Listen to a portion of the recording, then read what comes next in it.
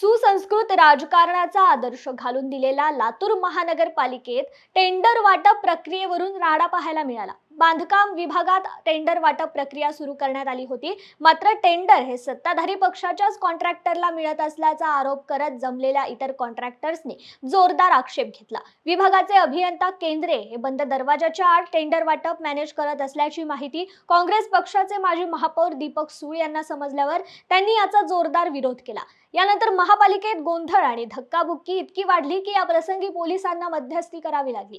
कार्यकर्त्यांना कामं मिळाली पाहिजेत अशी भूमिका यावेळी भाजपचे जिल्हाध्यक्ष देविदास काळे यांनी घेतली, तर इतर कॉन्ट्रॅक्टर्सची बाजू काँग्रेस पक्षाचे माजी महापौर दीपक सूळ आणि कार्यकर्त्यांनी घेतल्याचं पाहायला मिळालं। मात्र सत्ताधारी आणि विरोधकांच्या हेव्या दाव्यात टेंडर प्रक्रिया मात्र बंद पडली।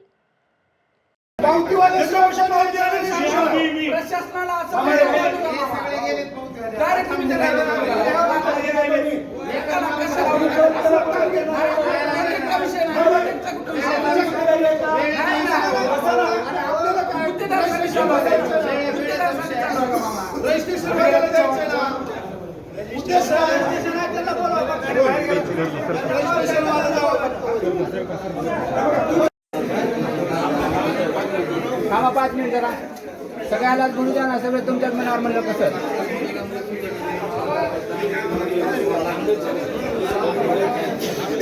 हे गोपाळ गाव जरा